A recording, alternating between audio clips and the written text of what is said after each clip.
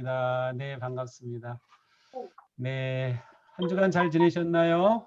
네. 네, 정말 그러신 것 네. 같습니다. 네, 잘 지내신 것 같아요. 정말 반갑습니다. 네, 오늘 또 이렇게 또 여러분의 건강하고 밝은 모습 보니까 저녁이라 좀 하루 지나면서 지쳤을 것도 같은데 다들 아주 아름다우시고 활력이 넘치는 모습입니다. 너무 보기 좋습니다. 네. 네, 우리 기도하고 시작하겠습니다. 하나님 감사합니다. 또 이렇게 한 주 만에 다시 저희들 모여서 말씀 묵상학교 또 두 번째 주 시작하게 하여 주시니 감사합니다.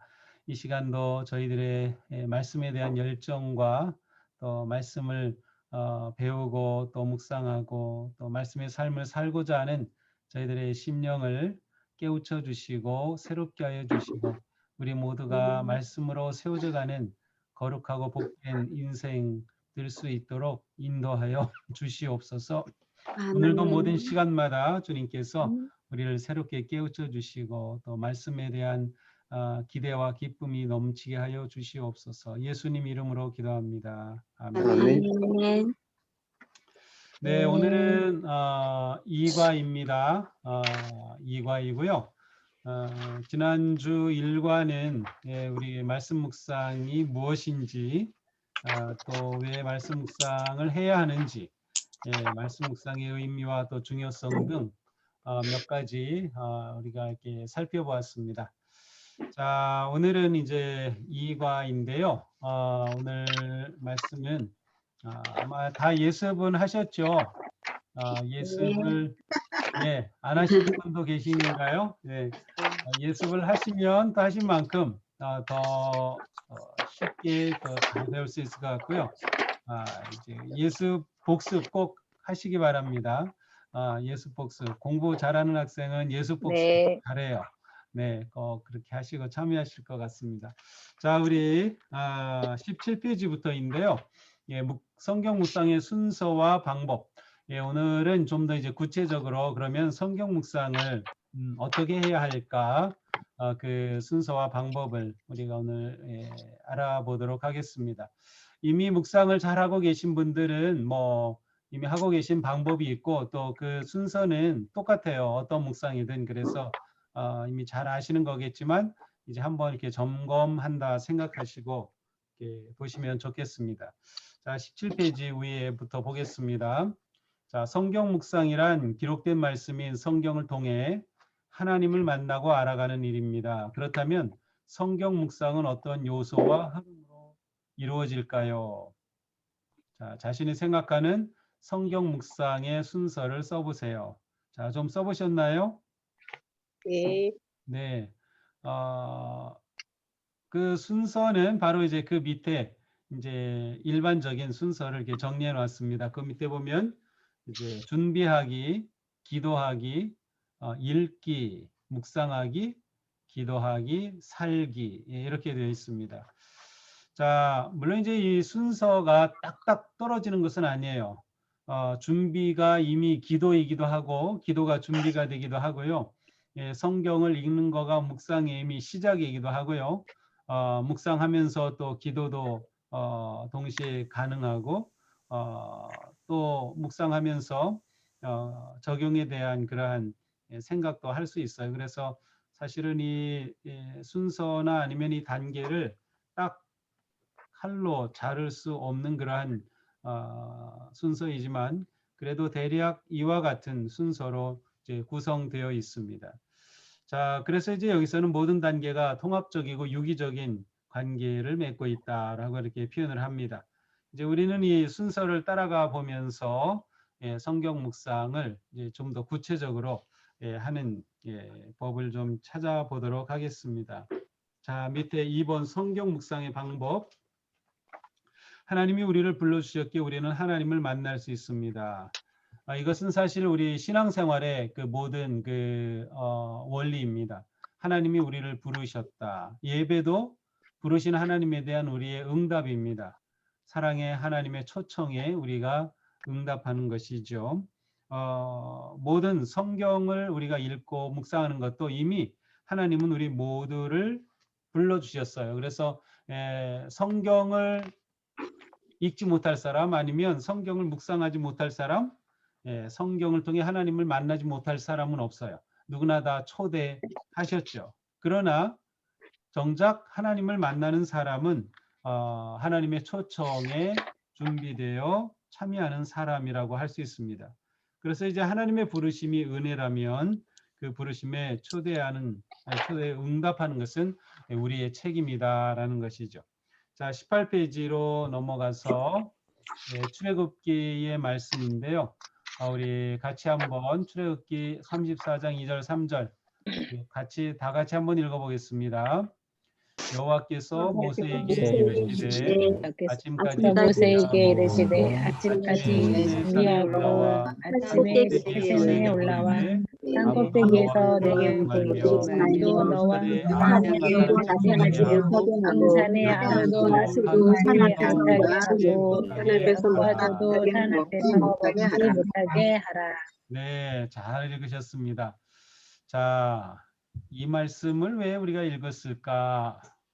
그 밑에 한번 준비하기 보세요. 마태복음 말씀 이제 그 바로 아래에 성경 묵상은 우리의 전인격인 인격이 통합적으로 활동하는 시간이다. 자, 전인격이 통합적으로 활동한다라고 하는 뜻은 우리의 몸과 마음과 생각과 감정까지 이 모든 것이 이 성경 묵상을 통해서 다 서로 연결이 되어서 활동하고 있어요. 그래서 전인격이 통합적으로 활동하는 시간이라고 할 수 있는데, 자, 그러기 때문에 준비가 필요합니다. 준비가 필요하다. 성경 묵상이 만약에 잘 되지 않는다면 먼저 점검하기를 준비가 제대로 되었나를 좀 점검해 봐야 할 것입니다. 준비가 제대로 되었는가. 준비된 만큼 우리는 묵상을 통해 은혜를 받을 수가 있기 때문이죠. 자, 여기에서는 세 가지 반드시 필요한 준비를 제시하고 있습니다. 자, 첫 번째가 마음이죠. 마음. 여기서는 이제 하나님을 만나고 싶어하는 마음, 아니면 정말 말씀을 묵상해서 그 말씀을 통해서 하나님의 음성을 듣고자 하는 그러한 그 원하는, 갈망하는 그러한 마음, 바로 하나님을 만나고 싶어하는 마음이 우리에게 필요하다. 자, 우리의 마음이 준비될 때 하나님의 말씀이 우리의 마음에 스며들 수 있을 것입니다. 자, 두 번째, 시간과 장소를 정해야 한다. 성경 묵상을 하기에 알맞은 시간과 장소가 있다는 것이죠. 자, 아까 우리가 읽었던 그 맨 위에 출애굽기 말씀을 볼까요? 여기에 보니까 하나님께서 모세에게 자, 아침까지 준비하라. 그래서 어느 시간에 오라고 했어요? 아침에. 네, 시간을 말씀해 주셨어요. 아침에 와라. 어디로 오라고 하셨어요? 시내산에 올라와서 산 꼭대기에. 그죠? 시내산에 올라와서 산 꼭대기에. 자, 하나님께서는 모세와 만나 주시기 위해 그를 부르실 때 시간을 말씀해 주셨고 또 장소를 말씀해 주셨어요. 자, 우리가 묵상을 하기에 가장 적합한 시간과 장소를 정해야 되는데요. 어떠한 시간과 어떤 장소가 우리에게 가장 좋을까? 가장 중요한 것은 방해받지 않고 집중할 수 있는 시간과 장소입니다. 방해받지 않고 집중할 수 있는, 그리고 편안하게 말씀을 읽고 묵상할 수 있는 장소입니다. 집중할 수 있는 곳이면 좋아요. 방해를 받지 않으면서. 뭐 요즘은 다 괜찮지만 제가 처음 그 대학생 시절에 이 묵상 배우고 공부할 때 제일 좋은 장소 1순위가 어디였냐면 화장실이었습니다. 예, 화장실은 어느 누구도 방해를 안 해요. 그래서 딱 화장실에 들어가서 문 걸어 잠그고 15분, 20분 있다 나오면 된다. 뭐 회사에 출근하는 사람들은 또 아침에 바쁜 사람들은 점심 시간을 딱 20분 짬을 내 가지고 묵상하는 그러한 친구들도 있고요. 또 그런 친구들도 역시 화장실이 최고야, 막 그랬던 기억이 납니다. 네, 어쨌든 시간과 장소를 정하면 좋다. 물론 여러분이 하시는 일이나 또 업종이나 상황에 따라서는 매일 같은 장소와 시간을 정해서 하는 것이 좀 어려운 분이 있을 수 있어요. 그렇지만 최대한 시간과 장소를 정하면 좋다. 자, 시간은 어느 시간이 좋을까요? 시간은 어느 시간? 일반적으로 추천하는 시간은 아침, 오전입니다. 왜냐하면 하루를 살아가면서 하나님께서 주신 말씀을 가지고 살아갈 수 있기 때문에 아침 시간을 많이 추천을 합니다. 자, 그러나 오전에 일하고 밤늦게 퇴근하고 하시는 분들이 계시다면 아침에 하는 게 또 어려울 수도 있어요. 그런 분들은 밤에 해도 상관없어요. 밤에 해도 상관없어요. 밤에 할 경우에는 그 대신 말씀 묵상하는 그 묵상을 다음 날 본문으로 하는 것이 좋습니다. 만약 이제 우리 교회처럼 이렇게 매일 성경으로 정해져 있다고 하면 다음 날 말씀으로 묵상하는 게 좋다. 어쨌든 시간과 장소를 정하자. 자, 세 번째 준비는 무엇입니까? 도구가 있어야죠. 묵상하기 위한 도구. 여기서는 묵상 교재를 처음으로 언급했지만 첫 번째 도구는 성경입니다. 당연히 성경. 자, 묵상 교재를 사용하시는 분은 묵상 교재 안에 성경 본문이 이미 다 있어요. 그래서 굳이 성경이 없어도 묵상을 하는 데는 지장은 없습니다. 그래서 어떤 분들은 아예 묵상 교재만을 가지고 묵상을 하기도 합니다. 하지만 또 개인에 따라서는 그거는 좀 어색할 수도 있고 그런 분은 성경 책을 가지고 묵상해도 좋다. 자, 묵상 교재가 꼭 필요한 것은 아닙니다. 그러나 묵상 교재는 묵상을 하는데 도움을 줍니다. 우리 교회는 매일 성경이라고 하는 묵상 교재를 본문으로 매일 그 새벽 예배가 진행이 되고 또 제가 매일 말씀 묵상 올리는 것도 매일 성경이라고 하는 이 교재를 따라서 이제 그 본문을 가지고 제가 묵상을 하는데요. 한 3년 전까지는 우리 교회에서는 생명의 삶으로 또 했었습니다. 교재는 어느 게 좋은지 뭐 따로 이렇게 정해준 것은 없고요. 어느 것이든 자신이 하기에 편리한 것이면 됩니다. 자신이 하기에 편리한 것. 물론 이제 교재마다 다 장단점이 조금씩 있어요. 교재마다 장단점이 있지만 어쨌든 어느 것이든 좋다. 그러나 교재가 없어도 묵상할 수 있다. 성경책만 있으면 된다. 일단은 우리 교회에서는 매일 정해진 본문을 가지고 성경책을 가지고 그 본문에 따라서 묵상을 하는데 우리가 사용하는 것은 매일 성경이다. 그리고 우리 주보에는 그 주간에 우리가 어느 본문으로 묵상하는지 다 매주 이렇게 주보에 올리고 있습니다. 그래서 그 본문을 참고해서 따라가시면 괜찮습니다. 자, 그 다음에 필요한 것이 필기도구다. 네, 그렇죠. 필기도구가 필요하면 당연히 노트도 필요하겠죠. 그래서 그 필기도구를 가지고 노트에 기록하는 것이 필요하다. 자, 준비의 세 가지, 마음, 시간과 장소, 그 다음에 묵상에 필요한 도구들. 그래서 성경, 교재, 필기도구, 노트를 포함한 것. 네, 이것입니다. 묵상 교재가 있을 경우는 성경이 없어도 묵상을 할 수 있다. 묵상 교재 없이 성경만 가지고 해도 상관없다. 네, 물론 성경은 어느 성경이 좋으냐고 물어볼 수 있는데요. 우리가 가지고 있는 제일 많이 보는 개역개정 성경 좋고요. 좀 쉽게 번역된 새번역, 표준 새번역도 좋고요.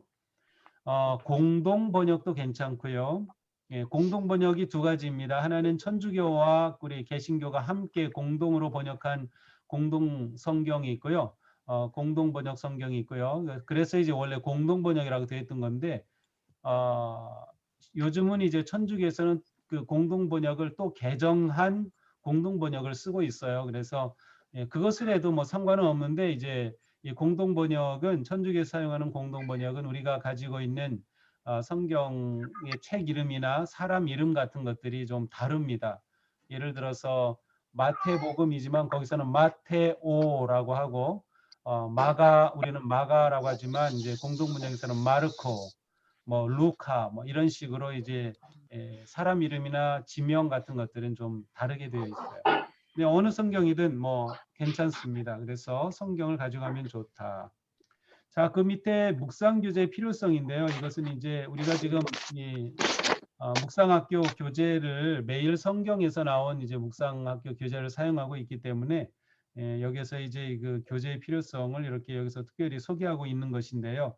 이 매일 성경 같은 경우는 6년이면 전체 성경을 한번 다 볼 수 있는 그 정도의 분량으로 이제 구성이 되어 있습니다. 그래서 6년만 지나면 성경 전체를 다 한번 깊이 묵상하며 볼 수 있습니다. 생명의 삶도 비슷한데요. 그런데 생명의 삶을 우리가 지난 10년 넘게 사용해 봤는데 꼭 6년 동안에 다 보는 것은 아니에요. 보니까. 그래서 좀 빠지기도 하는데 뭐 어느 것이든 뭐 괜찮습니다. 일단 교재가 있으면 묵상에 도움을 받을 수 있다고 하는 것이 좋고요. 또 가정이나 또 소그룹이나 또 교회 학교 등에서 같은 교재를 사용하면 서로가 같은 말씀으로 은혜를 나눌 수 있고 또 공부할 수 있기 때문에 공동체에서 사용하는 데도 좋은 장점이 있다고 할 수 있습니다. 자, 그 밑에 볼까요? 18페이지 아래쪽입니다. 주일이라는 정해진 시간과 교회라는 정해진 공간이 우리의 신앙을 유지하게 해주는 것처럼 성경 묵상을 위해서도 정해진 시간과 공간은 반드시 필요합니다. 언제 어디서 성경 묵상을 할 것인지 지금 써보세요. 네, 이미 하고 계신 분들은 매일 하고 계신 그 장소와 시간을 거기다 적어주시면 좋고요. 이제 이것을 같이 묵상학교를 공부하고 성경 묵상해야지 하시는 분들은 한번 시간 그리고 그 다음 페이지로 넘어가면 장소 있죠. 어디서 또 얼마 동안이나 할까를 한번 이제 적어보시면 되겠습니다. 뭐 저는 이제 뭐 매일 새벽 기도 후에 새벽 예배가 5시 반에 시작이 돼서 6시에 끝나고 보통 기도하고 나면 한 6시 반쯤 그러면 이제 저는 6시 반쯤부터 매일 묵상을 합니다. 장소 저는 이제 교회 사무실이죠.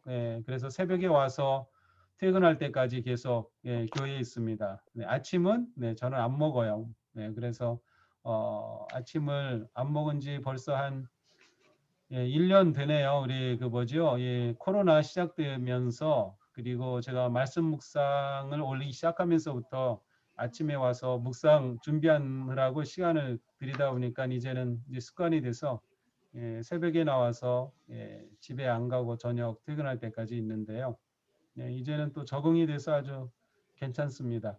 아침 금식하면 뭐 지금은 금식하려고 하는 게 아니고 그냥 굶식인데 그렇게 하면 굉장히 위가 가볍고 편안합니다. 네. 저녁 일을 생각해 보세요. 저녁 6시에 그 저녁 식사를 했다. 그러면은 제가 식사를 하는 게 그 다음 날 점심 식사를 보통 12시에 하거든요.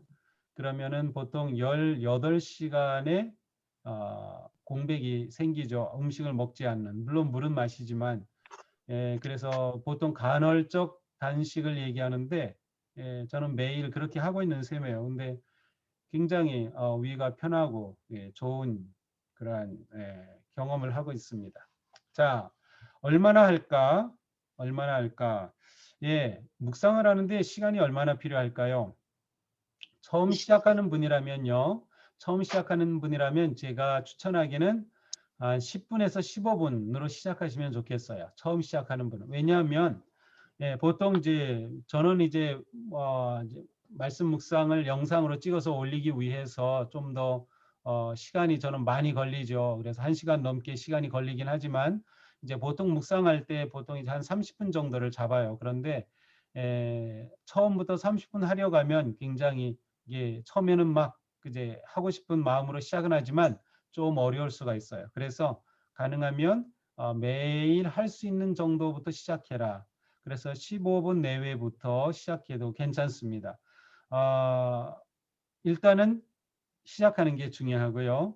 네, 얼마 동안 할까는 이제 시작하고 나서 조금씩 본인의 상황에 맞게 그렇게 진행하면 좋을 것 같습니다. 자, 매일 하는 것이 매우 중요하기 때문에 처음부터 너무 시간에 대한 욕심을 내지 말자. 하지만 조금씩 시간을 늘려가면 좋을 것이다. 자, 두 번째 순서입니다. 첫 번째는 준비하기였죠. 이제 두 번째는 기도하기입니다. 19페이지입니다. 기도하기. 자, 기도하기. 모든 성경은 하나님의 감동으로 되었다. 그죠? 모든 성경은 하나님의 감동으로 되었다. 그렇다면 성경의 저자는 성령님입니다. 물론 성경 66권의 저자가 다 있어요. 마태가 마태복음, 마가는 마가복음, 모세는 창출레민신 5권, 뭐 시편은 뭐 다윗도 있고 솔로몬도 있고 아삽도 있고 뭐 모세의 시도 있고 그렇게 어쨌든 성경 책마다 이제 저자가 있지만 진정한 저자는 성령님이시다. 왜냐하면 성령의 감동으로 성경이 기록되었기 때문입니다. 그렇다고 하면 성경을 가장 잘 우리가 깨닫고 받아들이기 위해서는 저자의 도움이 필요합니다. 바로 그 저자의 도움을 구하는 것이 기도입니다. 보통 것을 성령의 여기 보니까 조명을 위해라고 되어 있죠. 성령의 조명. 그래서 조명은 말 그대로 영어로도 illumination이라고 하는데 조명은 이렇게 빛을 비추는 거죠. 그러니까 어두운 곳에서 책에 빛을 비추면 책을 잘 읽을 수 있는 것처럼 성령님께서 우리가 묵상할 때에 빛을 비춰 주시면 조명을 해 주시면 우리가 말씀을 잘 깨달을 수 있다는 거예요. 그래서 우리가 말씀을 깨달을 수 있는 눈과 귀와 마음을 성령님께서 열어주시도록 기도하는 것이 중요하다. 그래서 두 번째 순서가 기도입니다. 자, 시편 119편 18절이죠. 우리 같이 읽어보겠습니다. 내 눈을 열어 눈을 열어서 기법에서 놀라운 여호와께서 것을 보게 인하여 하소서. 서서. 네, 아멘. 좋습니다. 자, 이 시편 119편 18절 말씀은요. 말씀 묵상을 시작하면서 하는 기도로 딱입니다. 제일 짧은 기도문이 될 수 있어요. 제일 짧은 기도문. 묵상 전에 어떻게 기도할까? 이제 그 밑에 한번 만들어 보라고 했죠. 예습하신 분은 거기 기록했을 텐데 어떤 기도문을 할까 좀 걱정이 되고 잘 모르겠으면 이 시편 119편 18절 요 구절을 그냥 딱 읽고 아멘 하고 묵상을 시작해도 전혀 손색이 없습니다. 사무엘상 3장 10절 우리 같이 한번 읽어보겠습니다. 여호와께서 임하여 사무엘아 같이 사무엘아 이르되 말하옵소서 주의 종이 듣겠나이다. 그렇습니다. 자, 그렇죠. 하나님께서 말씀하신 것을 제가 듣겠습니다. 기도이죠. 기도. 열왕기상도 마찬가지입니다. 또 기도죠. 완전히 듣는 마음을 종에게 주시어서 주의 백성을 재판하여 선악을 분별하게 하옵소서. 네, 기도입니다. 자, 모든 성경은 하나님의 영감, 감동으로 되었기 때문에 우리는 기도로 묵상을 시작합니다. 준비 후에 기도하는 거죠. 자, 그 밑에 보니까 그리고 지금 우리가 그 새벽 예배에 올해는 우리가 이걸 만들질 않았는데 혹시 이게 뭔지 보이나요? 네, 우리 동수 예전이라는 거예요. 해마다 만들어 이건 작년 거고요. 2021년 거는 이제 코로나 때문에 만들질 않았어요.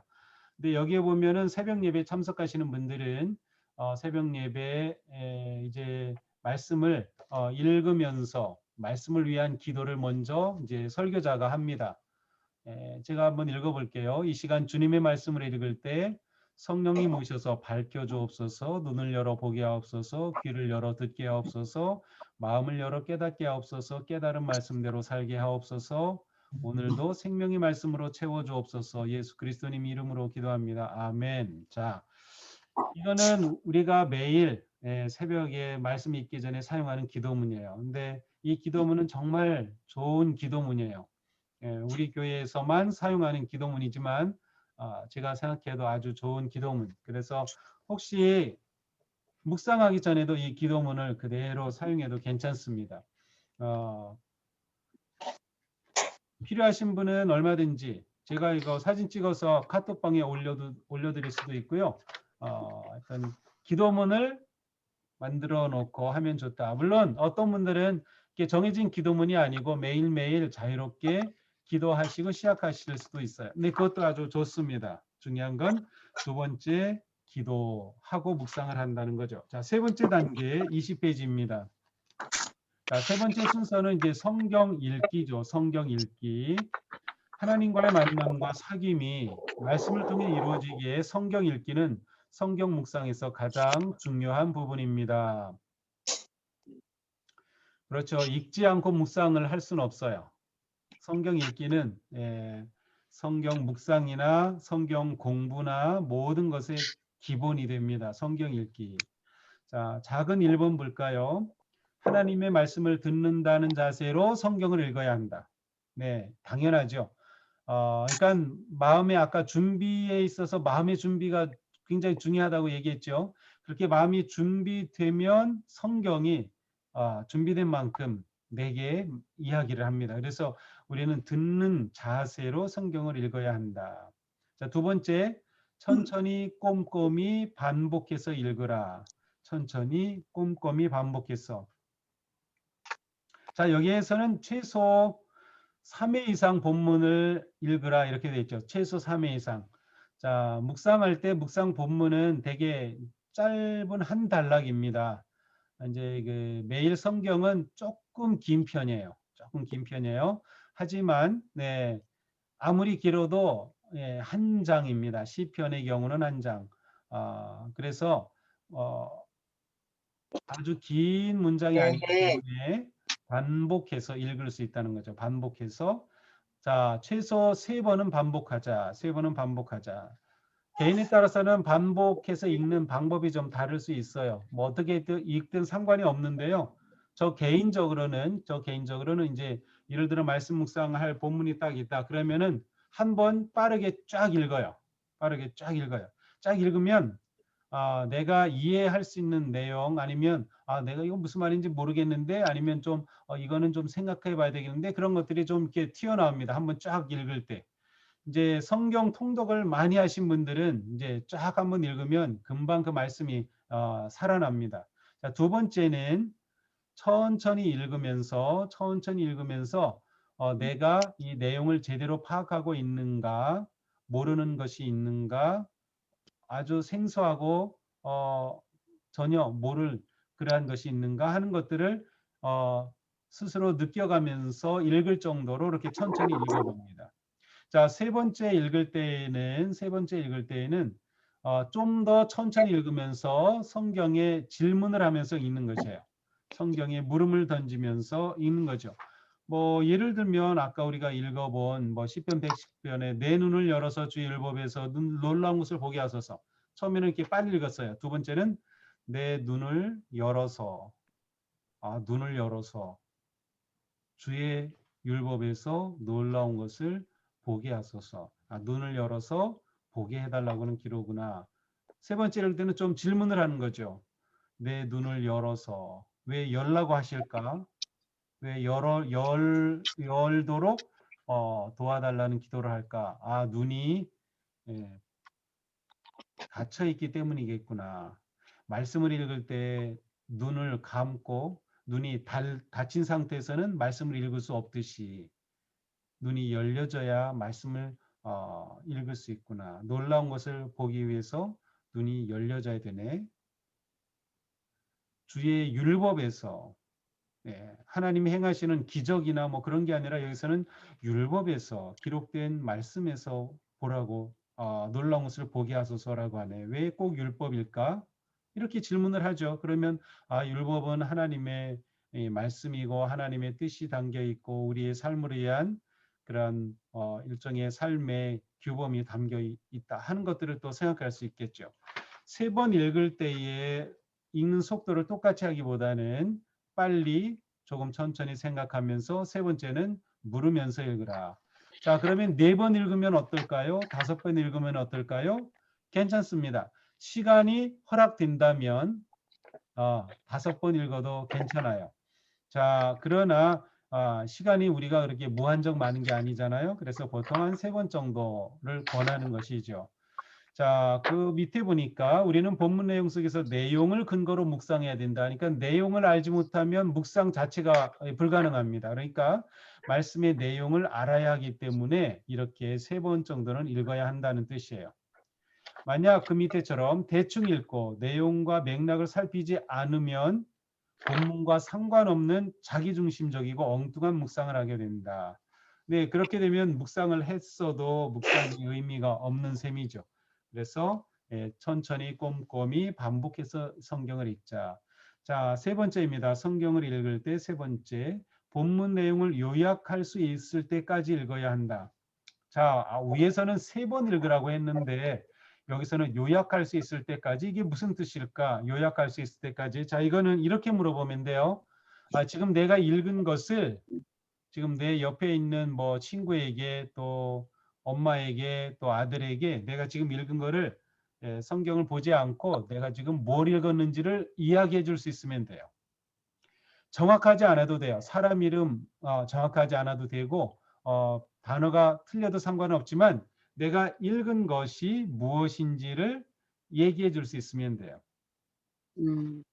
그 정도로 읽을 수 있다는 것은 내용을 파악하고 있다는 뜻입니다. 바로 이제 그 정도 읽으면 좋겠다. 자, 처음 하시는 분들은 이게 너무 부담이 돼서 끝까지 이렇게 다 이해할 때까지, 요약할 수 있을 때까지 얼마나 읽어야 되지 좀 부담이 되실 텐데 내용을 다 파악하지 못해도 괜찮습니다. 이제 지난주에 이제 그 주일 공부반에서는 이제 어느 분이 질문을 하셨어요. 성경을 이렇게 읽다가 모르는 게 나오는데 이거 어떻게 해야 합니까? 성격에 따라 좀 다를 거예요.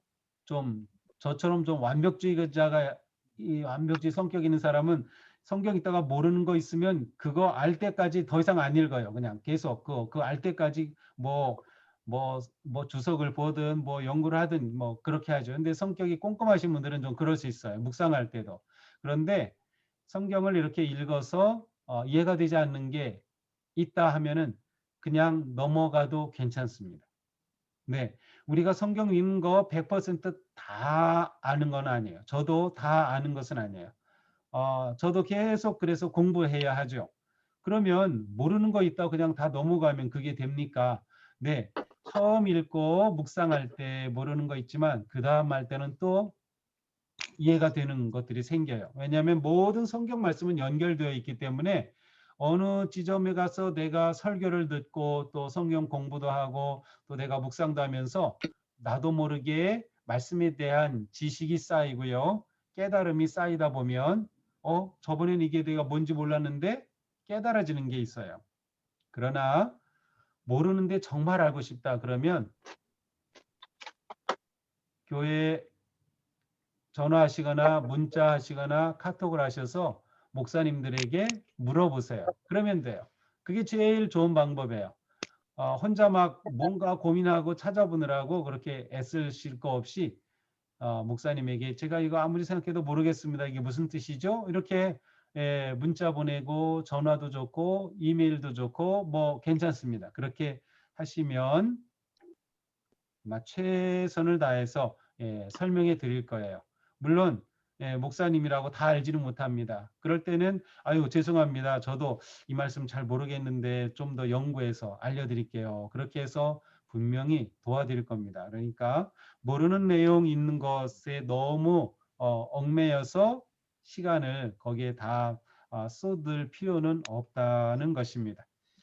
자, 그 다음 4번째 단계는 무엇입니까? 묵상하기네요. 묵상하기. 자, 읽었으면 이제 그 내용을 파악했죠. 거기 보니까 내용을 파악했다면 이제 그 내용 속에서 하나님을 찾고 하나님의 선하시고 기뻐하시고 온전하신 뜻을 발견해야 합니다. 그렇죠. 이제 말씀을 읽었다고 하면 읽는 것으로 끝나는 것이 아니라 그 안에 담긴 하나님의 뜻을 찾는 것이 중요합니다. 하나님과 하나님의 뜻을 찾아내는 것이 묵상이라면 그 뜻을 내 삶에 연결하는 과정이 적용이라고 할 수 있습니다. 자, 매일 성경은 나 중심이 아닌 하나님 중심 묵상을 돕기 위해 다음과 같은 두 가지 질문을 제시합니다. 자, 묵상하기는 내가 읽은 말씀을 통해서 하나님께서 오늘 내게 주시는 말씀이 뭐지? 하나님의 뜻, 하나님의 음성이라고도 할 수 있고요. 또 하나님께서 내게 가르쳐 주시는 교훈이라고도 할 수 있고요. 어떤 경우에는 책망도 되고요. 하나님께서 어쨌든 내게 주시는 그 말씀을 찾는 거예요. 그러니까 성경 내용과 그 내용에 담긴 하나님의 뜻이 있어요. 자, 어떤 내용은 내용 자체가 아주 쉽게 또 명확하게 하나님의 뜻을 드러내는 경우도 있고요. 어떤 경우는 그 내용 뒤에 하나님의 뜻이 숨겨져 있는 경우도 있어요. 또 어떤 경우는 말씀이 나에게 굉장히 특별한 의미로 다가오는 경우가 있는데 다른 사람에게는 전혀 그렇지 않을 수도 있어요. 놀랍게도 말씀은 내가 읽는 또 묵상하는 그 사람의 상황과 질문에 답을 해줍니다. 그러니까 다른 사람은 다른 질문을 하겠죠.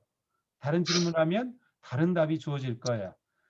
그렇다면 우리는 이 묵상을 통해 하나님의 뜻을 깨닫는 이것이 묵상의 가장 중요한 핵심이다. 그러면 어떻게 하나님의 뜻을 찾아갈까인데 이 책에서는 이 교재에서는 두 가지 질문을 통해서 하나님의 뜻을 찾도록 하고 있습니다.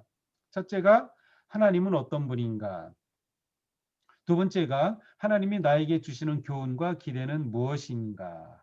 내게 지금 읽은 이 말씀을 통해서 무엇을 하나님이 내게 주시려는가? 이 두 질문을 던져보라는 것이죠. 자, 21페이지로 가서 보면 이 두 질문은 사도행전 22장에 나오는 말씀과 연결이 되어 있다 그렇게 설명을 하는데요. 이제 사도행전 22장 8절에 보면 사도 바울이 부활하신 예수님을 만날 때 주님 누구십니까? 이렇게 묻죠. 주님 누구십니까? 또 10절에 보니까 주님 무엇을 해야 합니까? 이렇게 물어봅니다. 이 똑같은 질문을 우리가 이 말씀을 읽으면서 하는 겁니다. 이게 묵상입니다. 주님 누구십니까? 오늘 말씀을 통해 내가 읽은 말씀을 통해 하나님이 어떤 분이신지를 드러내는 부분이 있어요. 아, 하나님은 이러한 분이시구나. 이러한 분이시구나. 또 주님 제가 무엇을 해야 합니까? 그러면 오늘 말씀을 통해서도 하나님께서 내게 가르쳐 주시는 교훈이 분명히 있어요. 자, 만약에 없다. 그러면 어떻게 할까요? 없다. 없을 수도 있을까? 네, 그럴 수도 있어요. 이제 묵상할 때 우리가 빠지는 그 함정 가운데 하나는 묵상할 때마다 아침마다 아주 기가 막히게 말씀이 막 깨달음이 있고 기가 막히게 하나님께서 막 이렇게 말씀을 주실 때가 있는데 매일 그렇진 않아요. 매일 그렇다고 하면은 이건 정말 엄청난 일이에요. 그렇다고 하면 정말 하나님께 감사하고 찬양하면 되고요. 매일 그렇지 않다. 어떤 날은 정말 이 묵상이 뭐라고 할까요? 그냥 맹맹할 때가 있어요. 묵상이 맹맹할 때가 있어요. 아, 오늘 읽은 말씀은 이게 뭔지도 잘 모르겠고, 뭐 특별히 내게 뭐 이렇게 감동을 주는 것도 없고, 뭐 하나님은 누구신가, 뭐 하나님이 누구신지는 뭐 이렇게 뭐 드러내는 것 같은데 왠지 내게 감동도 없고 그런 날이 있을 수도 있어요. 그러니까 그런 경우에 당황하지 마시고 내가 묵상을 잘못하는 것인가? 예, 그런 생각도 옳지 않아요. 그럴 수 있어요. 또 누구에게나 그런 때가 있습니다. 저에게도 마찬가지입니다. 그러니까 제가 제일 힘든 게 뭐냐면요. 저는 어쨌든 매일 말씀 묵상을 해서 올려야 되잖아요. 그런데 어떤 때는 제가 아무리 읽어도 제게 막 이렇게 의미 있게 깊이 감동이 오지 않는 때가 있어요. 그러면 저는 어쨌든 올려야 되니까 그때는 시간이 무진장 들어요. 그러니까 보통 뭐 1시간이면 될 건데 2시간, 3시간 보통 이제 하루 이틀 정도 제가 미리 녹화를 하니까 어떤 때는 그 본문을 가지고 이틀 이상 씨름할 때도 있고 그래요. 어쨌든 저는 이제 묵상을 올려서 전해야 되기 때문에 그렇죠. 근데 이제 우리가 묵상할 때는 예, 그런 일이 있으면 그냥 그날은 넘어가도 돼요. 그냥 그런 경우에는 예, 이제 맨 마지막에 이제 기도하는 게 또 나오는데 예, 주신 말씀 그대로 하나님께서 주신 말씀 그대로 내가 받고 제게 오늘 이런 말씀을 주셨는데 제가 정확하게 무슨 뜻인지는 모르겠습니다. 하지만 오늘 하루 사는 동안에 이 뜻의 의미가 저에게 깨달아질 수 있는 은혜도 주시고 하면서 주신 말씀 그대로 받아들이시면 된다고 생각이 듭니다. 자, 그 중간에 보겠습니다. 21페이지요. 파악된 본문의 내용 속에 두 질문에 대한 답을 찾았다면, 하나님은 누구신가? 또 내게 주시는 교훈과 기대는 무엇인가에 대한 답을 찾았다면, 찾은 하나님, 하나님이 이런 분이시다.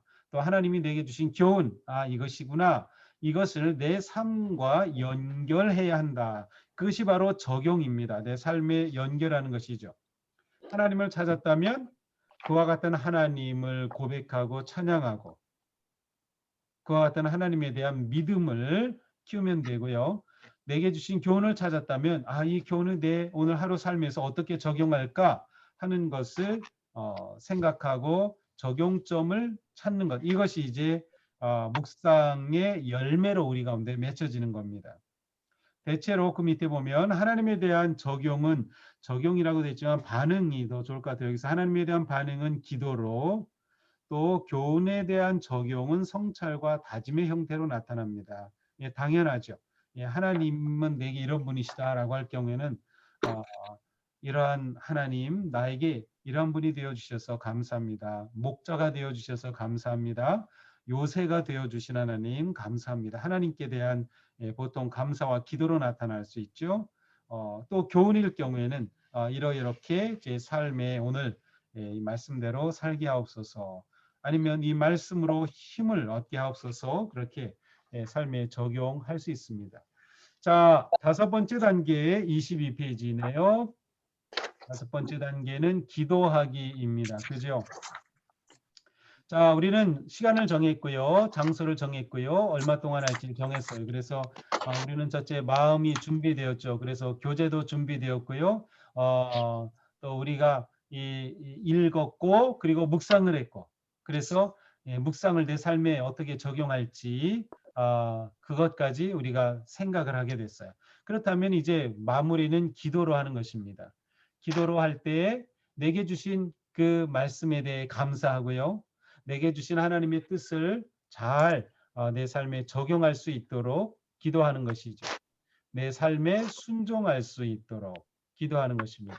자, 이렇게 말씀에 순종하며 살아갈 때에 그 삶이 지혜로운 삶이 되는 거예요. 지혜로운 삶. 특히 구약에서 지혜로운 삶은 곧 의로운 삶으로 연결이 됩니다. 그래서 지혜로운 삶은 곧 의로운 삶이 됩니다. 이 말씀 묵상을 하는 것이 이렇게 중요한 거죠. 우리가 하나님의 자녀로서 지혜롭고 의로운 삶을 사는 아주 중요한 길이 이 묵상을 통해 열려지기 때문입니다. 자, 마지막 여섯 번째는 살아내기. 근데 실제로 우리 일상 속에서 그대로 적용하며 사는 것입니다. 네, 적용하며 사는 것. 자, 여기에는 없지만 제가 그 책을 찍고 어디다 뒀나? 제가 우리가 지금 이거 매일 사용하고 있죠. 매일 은혜생활 가이드 여기에 보면 이 맨 뒷면에 보면은 매일 하루를 마감하면서 점검하는 그러한 질문들이 있어요. 성령 충만하게 위해 말씀과 기도로 시작했습니까? 네, 묵상을 했나요? 이렇게 물어보는 셈이죠. 그렇다고 하면 과연 이 말씀대로 살았는지 하루를 마감할 때 돌아볼 수 있습니다. 그렇게 되면서 우리는 매일매일을 이렇게 산다고 하면 우리 삶이 말씀으로 얼마나 아름답게 성장하고 성숙하고 세워질까 하는 것은 분명한 일입니다. 그래서 묵상을 하는 것이 이렇게 중요하다. 여기에 보면 묵상책을 항상 가지고 다니며라고 돼 있어요. 그래서 이 묵상 교재가 있는 분들은 그냥 하루 종일 들고 다니라 그랬는데 쉽지 않아요. 그 책을 어떻게 들고 다니겠어요? 들고 다니라고 하는 목적이 무엇일까요? 바로 묵상을 통해 내게 주신 그 하나님의 뜻, 그것을 내가 잊지 않고 하루를 살기 위해서 들고 다니라는 거예요. 그러니까 들고 다니지 않더라도 그럼 어떻게 내가 묵상한 것을 하루 가운데 떠올릴 수 있을까? 한 번이라도 더 많이 떠올리면 그만큼 말씀에 순종하고 적용할 수 있는 시간을 얻게 되는 거죠. 자, 그래서 제가 아까 보여드린 거 또 보여드릴게요. 이 동수 예전에 보면 이 뒷면에 보면 이 맨 아래에 이런 게 있습니다. 하루 5번 말씀을 떠올리며 순종함. 네, 저는 하루 5번 떠올리도록 얘기를 했어요. 어떻게 떠올리나요? 아주 쉬워요. 새벽에 묵상하는 시간입니다. 아침 식사할 때, 점심 드실 때, 저녁 드실 때, 그 다음에 밤에 혹은 자기 전에 이렇게 5번입니다.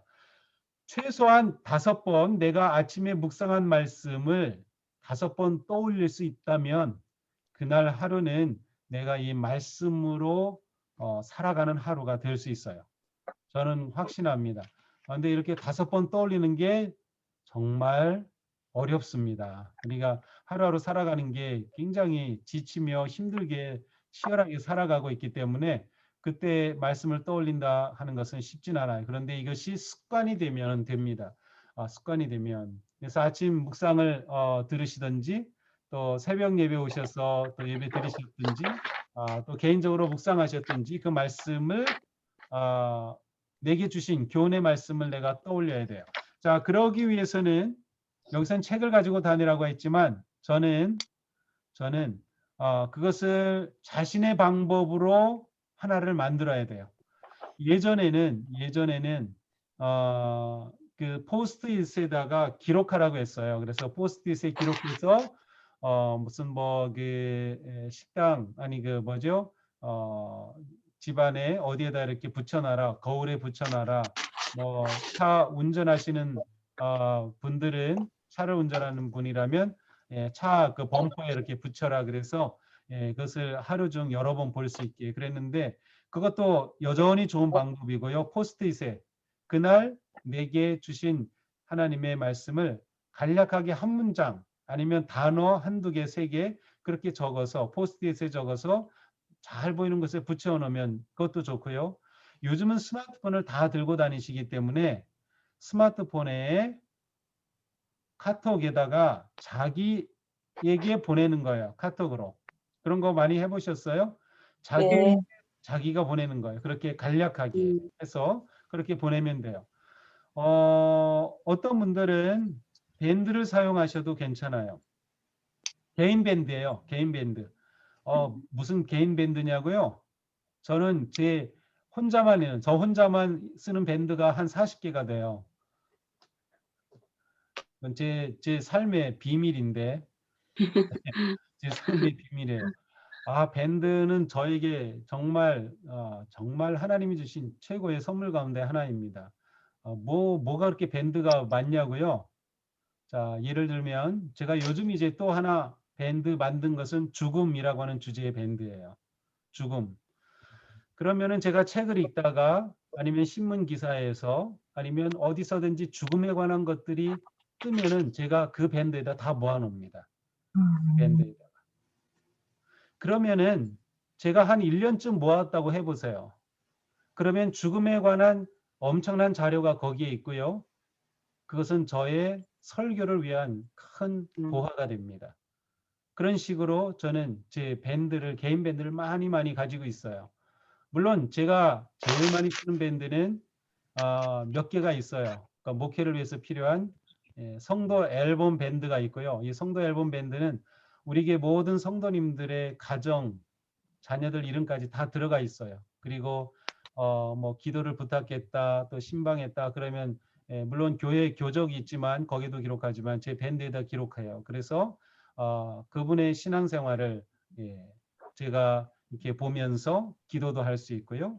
또 기도 밴드도 있어요. 기도 밴드는 특별히 기도를 부탁하신 분, 교회 환우들, 또 안수기도 특별 요청으로 받으신 분들, 그러면 그때마다 그곳에 올려요. 그러면은 제가 기도할 때, 중보기도할 때 그 밴드를 딱 열어서 그분들을 잊지 않고 기도할 수 있죠.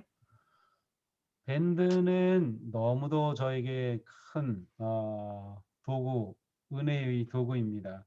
그래서 여러분의 묵상 밴드를 개인으로 만들어 보세요. 그러면 매일매일 주신 말씀 그걸 한 문장이라도 좋고 단어도 좋고 그곳에 그냥 넣는 거죠. 그러면 언제든지 밴드는 열어볼 수 있잖아요. 근데 이게 습관이 되면 밴드를 시시때때로 열어봅니다. 하루 중에 스마트폰을 열어보는 때가 굉장히 많잖아요. 그런데 그때마다 오늘 묵상한 말씀 이렇게 떠올릴 때마다 열어보면은 확인할 수 있어요. 그래서 어떤 방법으로든 내가 묵상한 것을 잊지 않도록 매일 여기 5번, 3번 떠올리면서 삶에 적용할 수 있도록 자신의 방법을 만들어 보라라고 하는 것이 여기에서 말하는 살아내기에 해당되는 것이라고 생각이 됩니다. 자, 그러면 23페이지 한번 정리해 볼까요? 지금 우리가 본 것인데요. 성경 묵상의 순서와 단계입니다.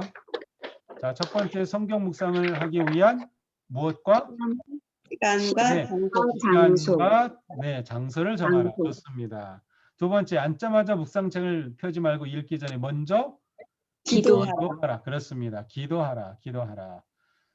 자, 세 번째, 하나님 앞에 나와 하나님의 말씀을 듣는 자세로 읽으라. 그죠? 듣는 자세. 본문의 내용을 파악하라. 혹은 뭐 파악 혹은 이해하기 위해 천천히 꼼꼼히 반복해서 읽어라. 자, 읽은 내용을 요약할 수 있을 때까지 읽어라.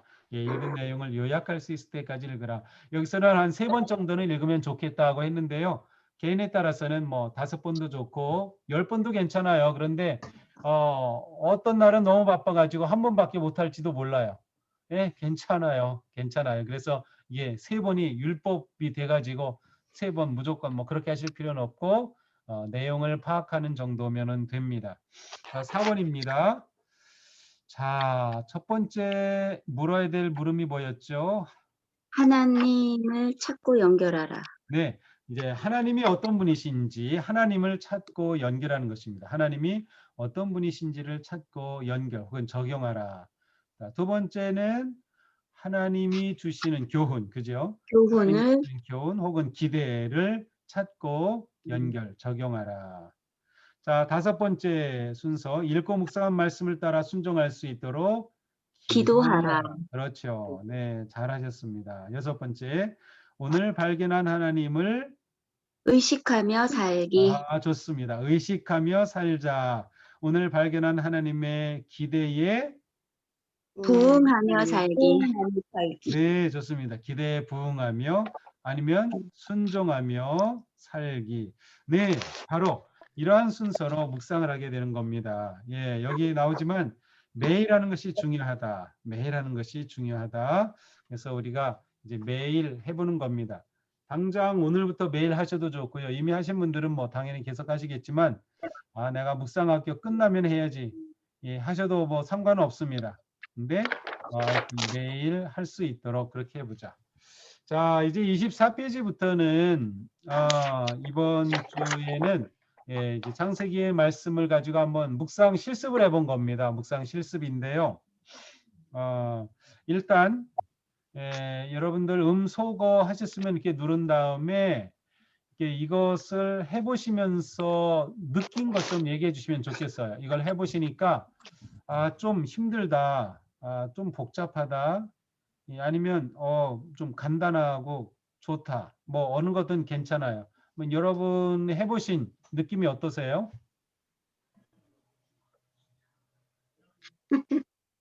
해봤는데요. 해보신 느낌.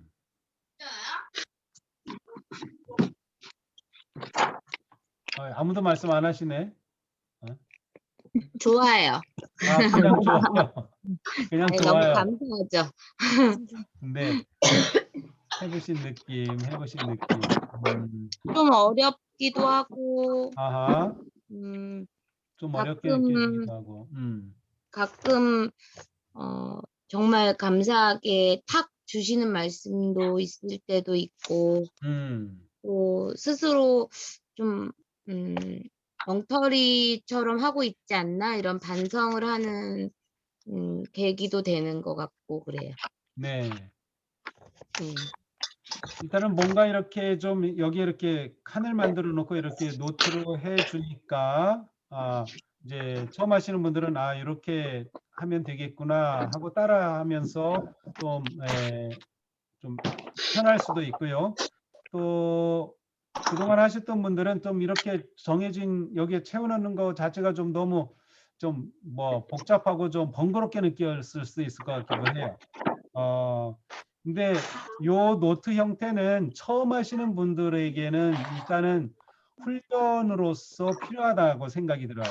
네. 꼭 요대로만 해야 된다는 것은 아닌데 처음 시작하시는 분들은 한번 이대로 해 보면 좋겠다. 훈련을 삼아서 이대로 해 보면 좋겠다. 저 같은 경우는 그냥 3칸으로만 되어 있어요. 그래서 저는 이제 옛날에 배웠기 때문에 옛날에 이 말씀 묵상을 배울 때는 중요한 원칙을 딱 물론 지금도 그 원칙은 불변하지만 그 원칙은 관찰, 해설, 적용이라는 원칙이에요. 관찰, 해설, 적용. 그런데 읽고 관찰하고 해설은 그것을 이제 의미를 찾는 묵상이죠. 그다음에 적용인데요. 그래서 처음에는 관찰 부분에 있어서는 내용 가운데서 핵심적인 내용을 짧게 기록합니다. 해설 부분에서는 아까 우리가 물었던 여기서는 이제 두 가지 하나님은 누구신가 내게 주시는 교훈은 무엇인가 이 두 가지로 물어보는데 그것에 대한 내용을 적고 그다음에 세 번째 칸에는 어떻게 적용할 것인가를 적는 그러한 간단한 노트 방법을 저는 사용하고 있고요. 물론 저는 이제 지금은 이런 노트를 쓰지는 않아요. 지금 이런 노트를 쓰지는 않고 저는 그냥 그 뭐죠? 컴퓨터에서 그 한글 워드로 타이핑을 합니다. 타이핑을 해서 말씀을 정리해 놓는데요.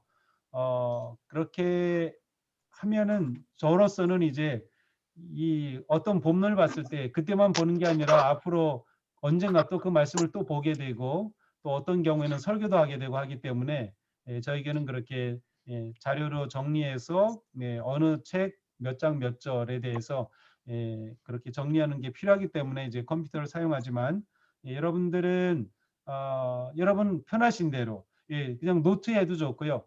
노트로 하실 경우에는 처음 하시는 분들은 좀 얇은 노트를 쓰면 좋겠어요. 왜냐하면 얇은 노트를 쓰면요. 쓰다가 노트 끝에까지 다 쓰잖아요. 그러면 성취감이 확 올라와요. 야, 노트 한 번 내가 끝냈네. 막 그런 성취감이 올라오고요. 그래서 처음에 하실 때는 좀 얇은 노트 쓰시면 좋다. 또 그래서 어느 정도 하시면은 이제 두꺼운 노트 쓰셔도 좋고요. 또 그 노트가 이렇게 쌓이는 것 자체가 굉장히 감사하고 또 뿌듯한 경우도 있어요. 근데 요즘은 이제 많이 컴퓨터를 쓰기 때문에 이제 직접 손으로 노트를 하는 경우는 이제 그렇게 많지는 않아요. 그렇다면 이제 앞에서 준비 단계에서 필요한 것이 노트라고 얘기했는데 필기도구, 저에게 있어서는 필기도구가 아니라 컴퓨터와 자판이겠죠. 여러분도 아마 그런 분들 계실 것 같고요. 그리고 이렇게 묵상한 거를 아까 제가 밴드를 말씀드렸는데 밴드에다가 매일 올리시면요. 정말 좋은 자료가 됩니다. 밴드에서는 검색어로 검색도 할 수 있어요. 그래서 예를 들어서 내가 묵상할 때에 뭐 은혜, 감사, 뭐 고민, 뭐 내 직업에 관해서 막 이렇게 고민되고 그랬을 때 그런 단어가 만약에 묵상한 그 적용이 들어갔다 그러면 나중에 그 검색어를 통해서 보면은 그런 것들을 내가 3년 전에 이런 그래 이렇게 이 말씀 가지고 이런 주제를 고민했구나 이런 것도 볼 수 있고요. 또 밴드의 좋은 점 가운데 또 하나는 언제든지 그 밴드는 책으로 만들 수가 있어요. 물론 이제 돈은 좀 들어요. 그렇지만 그렇게 비싼 건 아니고요. 예를 들어 저는 이제 일기를 밴드를 사용해서 일기를 쓰거든요. 그러면 매일 밴드에다가 제가 목회한 내용 또 뭐 책 읽은 거 뭐 이렇게 일기를 쓰는데 1년 되면은 그거를 책으로 요청을 해요. 그러면 책으로 딱 나오죠. 그렇다면 한 권의 책이 일기가 이렇게 딱 묶여지는 거예요. 굉장히 좋은 그런 착한 밴드가 아닌가 싶어요. 저는 밴드 매니아가 된 것 같은데, 그래서 여기에 기록하는 거를 여러분들에게 지금 이렇게 보면서 어쨌든 제 말은 여러분에게 편한 방법, 여러분이 꾸준히 할 수 있는 방법, 쉽게 할 수 있는 방법을 사용하시면 좋다.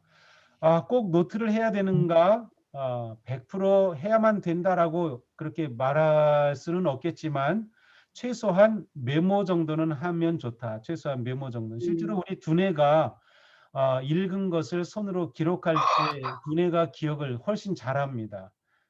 우리가 옛날에 영어 단어 이럴 때 막 이렇게 노트에 쓰면서 단어 외우고 막 그랬잖아요. 그래서 그게 뭐 나쁜 방법인 것 같은데 원시적인 방법인 것 같은데 뇌가 기억을 더 잘하는 방법이기도 합니다. 그래서 기록하는 게 꼭 필요하다. 아니면은요, 좀 처음에는 초기에는 좀 비용이 들지만 잠깐요, 제가 가지고 올게요.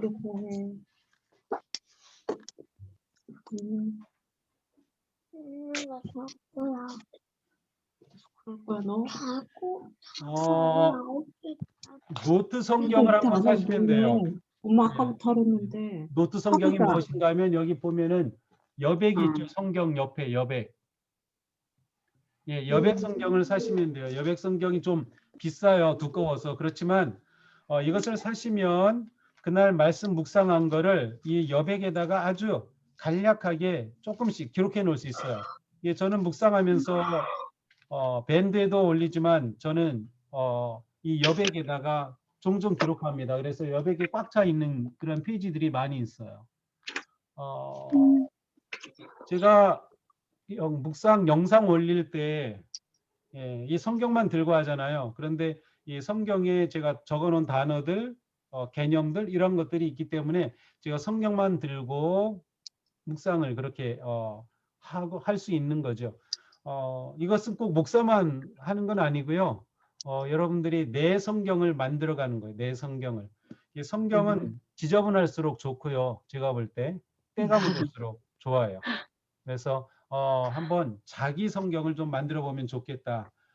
모르겠어요. 제가 이 성경은 한 7년 전부터 이렇게 있고요. 제가 처음 한국에 와서 사용하던 것도 여백 성경이었는데 중간에 개정판으로 바뀌면서 제가 할 수 없이 새 거로 옮겼어요. 그래서 예전에 했던 거가 한 반 이상은 이미 옛날 성경에 그냥 있는 셈이죠. 그래서 이 성경에 남아 있는데 앞으로 제가 이 성경만 들고 다니면 어디서든지 제가 묵상한 말씀을 다시 떠올릴 수 있고 또 어떤 경우에 특별한 제가 은혜를 받았을 경우에는 거기에 날짜와 상황까지도 제가 이렇게 적어놔요.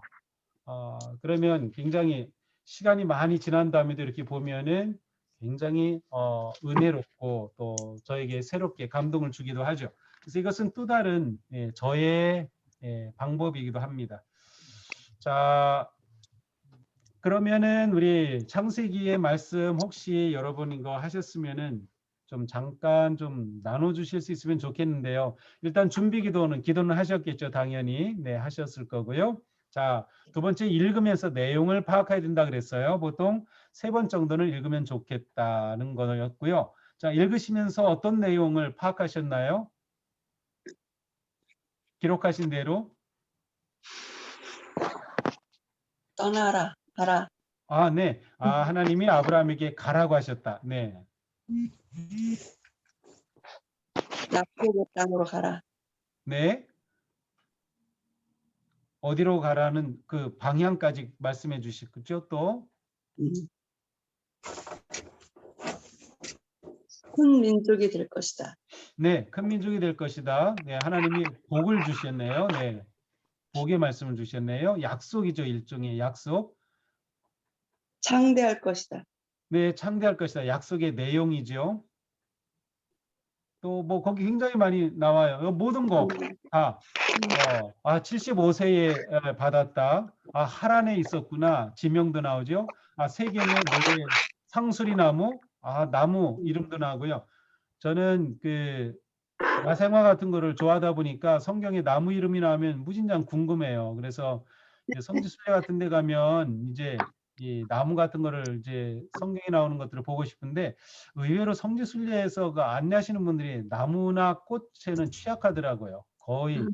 네, 제가 기대하는 답을 얻지 못하는 경우가 많은데 어쨌든 네, 굉장히 많은 내용들이 있어요. 제단을 쌓았다는 것, 뭐 여호와의 이름을 불렀다는 이름을 것, 부르고 네, 가나안 사람들이 또 등장하기도 하고, 조카 로또 등장하고 뭐 이러한 내용들이 있죠. 네, 이러한 내용을 옆에다 간략하게 이제 기록하셨겠죠. 자, 그러면 하나님은 어떤 분이신가? 자, 이 내용을 통해 어떤 분으로 이렇게 나타나셨나요? 여러분에게?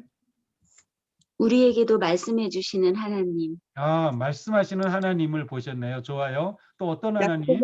약속의 하나님, 아, 약속을 주시는 하나님. 또 복 주시기를 인도하시는 원하시는 하나님. 아, 네. 복을 주시는 하나님.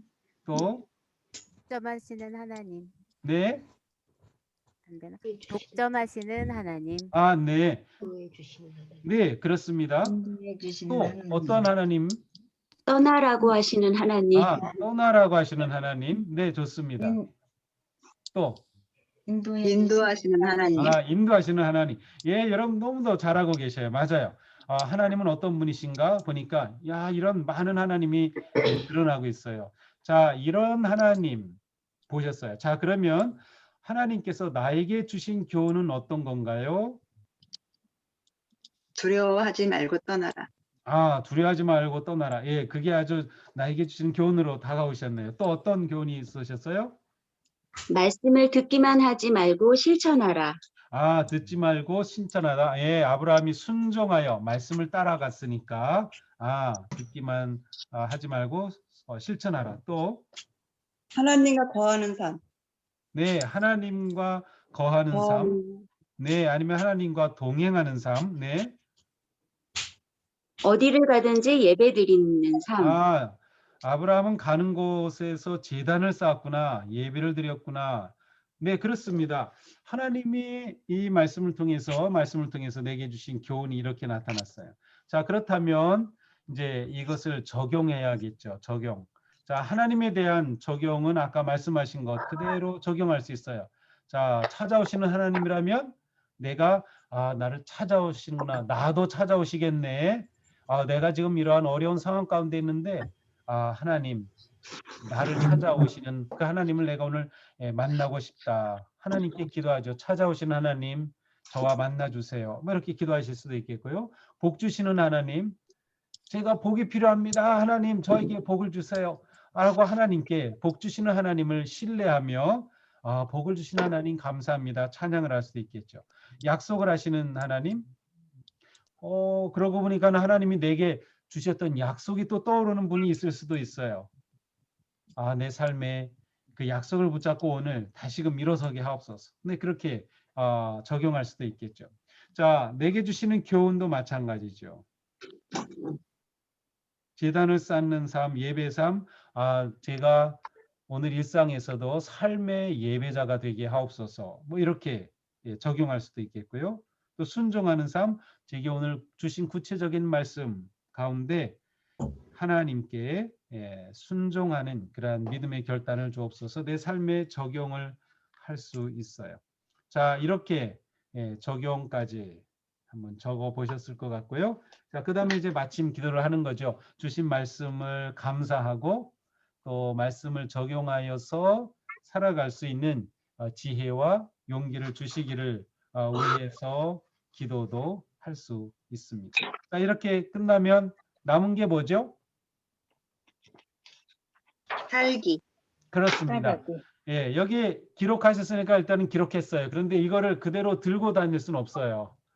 그러니까 네, 실천하기 위해서는 뭔가 내가 기억하기 위해서 메모를 해도 좋고요. 아니면 한 문장은 내가 기억을 할 수 있어요. 한 문장은. 그래서 메모. 그것을 딱 마음에 기록하셔도 좋고 메모지도 좋고 카톡으로 보내고 내가 봐도 좋고 뭐 노트를 쓰시는 분들은 노트를 써도 좋고 무엇이든지 본인에게 편리한 방법을 가지고 하루 몇 번이든 기억할 수 있는 자신의 방법을 만들어 보자.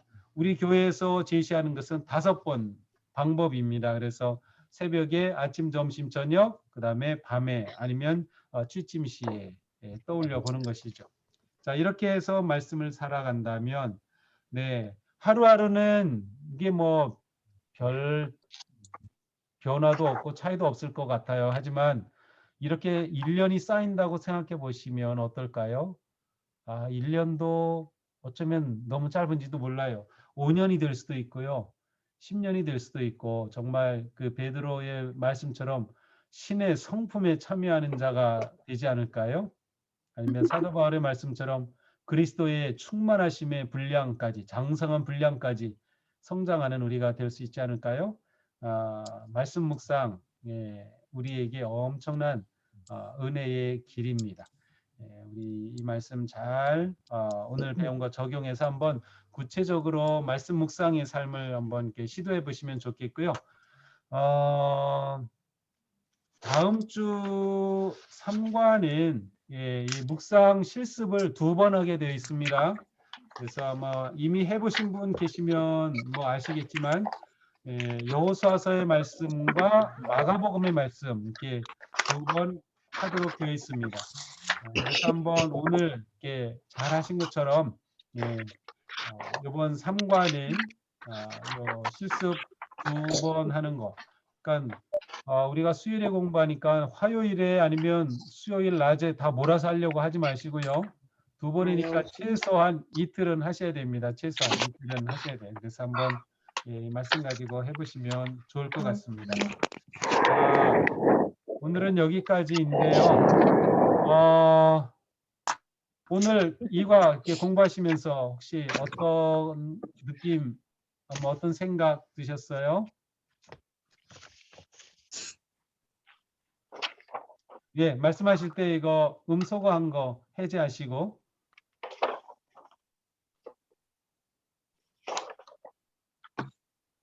예, 말씀은 하시는데 제가 못 듣는 것 같아요. 그죠? 뭐라고는 하시는데 제가 듣는 귀가 부족한 것 같습니다. 듣는 귀를. 네, 듣는 귀를. 네, 오늘 너무나도 감사합니다. 이렇게 여러분의 열정이 참 대단합니다. 네, 대단합니다. 오늘 33분 들어오셨다가 2분이 중간에 나가셨는데 누가 나가신지는 잘 모르겠어요. 오늘이요, 목사님, 오늘이요. 이게 목사님 말씀이 계속 끊기고요. 오늘 되게 그래요? 예. 제 것만 그랬는지 저도 네, 혹시- 자동으로 나갔다 들어왔죠. 그러셨구나. 네. 다른 분은 어떠세요? 저는 괜찮았어요. 괜찮았어요. 네. 네. 그러니까 그거는 개인적인 사정인 것 같으네요. 네. 아마 잘 연결이 안 됐나 봐요. 와이파이가 안 되든지 잘 연결이 안 됐던 것 같아요. 네. 제가 오늘 시작할 때는 제가 우리 교회 줌으로 들어오지 못하고 교회 줌을 부목사님이 열어서 제가 공동 리더로 해서 이제 들어오는 바람에 좀 시작 부분에 약간 좀 이렇게 어색했는데요. 기본이 바뀌어서 제가 못 들어갔어요. 네, 다시 다음 주에는 제가 좀 미리 좀 더 일찍 카톡에 좀 올리도록 할게요. 한 10분, 15분 전에 하도록 하겠고요. 네, 주중에 공부하시면서 조금이라도 좀 궁금한 거나 그런 것이 있으면 뭐든지 개인적으로도 좋고 뭐 우리 카톡방 전체에도 좋고요. 이렇게 올리시면 되겠고요. 이렇게 지금 우리가 하는 것은 이제 여기 나온 것처럼 배움 과정이죠. 그래서 배움 과정을 2번 정도 1기, 2기까지 한 다음에는 그 다음에 또 심화 과정이 하나 더 있습니다. 그래서 심화 과정에 또 참여하실 수 있어요. 그런데 심화 과정에 참여하시려면 이제 그때까지는 묵상을 계속 하셔야 됩니다. 묵상을 하시는 분들이 들어오실 수 있는 거예요. 그래서 한번 이제 말씀 묵상을 좀 하시면 좋겠고요. 원래 5주 계획이었지만 이제 4주로 마치게 되고요. 그래서 혹시 마치면서 우리 말씀 묵상 나눔 방을 하면 좋겠다는 분들이 계시면 그러한 분들 따로 이렇게 묵상 나눔 방으로서 이렇게 모이셔도 좋을 것 같아요. 이거는 원하시는 분들 이렇게 있으면 제가 서로 연결해서 그렇게 하도록 한번 해보겠습니다. 네, 이번에 또 이렇게 부부로 같이 참여하시는 분들도 이렇게 계시고 또 아기하고 같이 참여하시는 분도 계시고 우리 주일에는 강아지랑 같이 참여하는 분이 계시더라고요. 네, 강아지가 아주 열심히 잘 들어요. 짖지도 않고. 참 기특했습니다. 네, 오늘 너무도 감사합니다. 한 주간도 잘 지내시고 건강하고 행복한 하루하루 되기를 축복합니다. 기도하고 마치겠습니다. 네. 하나님 감사합니다. 오늘 또 이렇게 묵상학교 2주차 함께 나누었습니다. 우리가 하나님의 말씀을 묵상하는 것이 우리의 영적인 건강과 성장을 위해서 얼마나 중요하고 또 필요한 것인지, 또 하나님과 깊고 친밀한 관계, 또 하나님이 인도하시는 삶, 또 하나님이 주시는 그러한 은혜와 복을 성취하는 그러한 복된 삶을 위해 우리에게 주신 너무도 좋은 말씀의 기림을 다시금 깨닫습니다. 우리 모두 말씀 묵상을 잘 듣고 또 구체적으로 우리의 삶 속에서 실천할 수 있도록 믿음과 지혜와 또 결단과 용기를 주시옵소서. 이 한 주간 또 우리가 주님의 말씀과 은혜 안에서 건강하게 또 코로나의 어려움 속에서도 하나님을 더욱 의지하며 믿음으로 승리하는 우리 모두가 되게 하여 주시옵소서. 예수님 이름으로 기도합니다. 아멘. 아멘. 감사합니다. 네, 감사합니다. 감사합니다. 안녕히 가세요. 사랑합니다.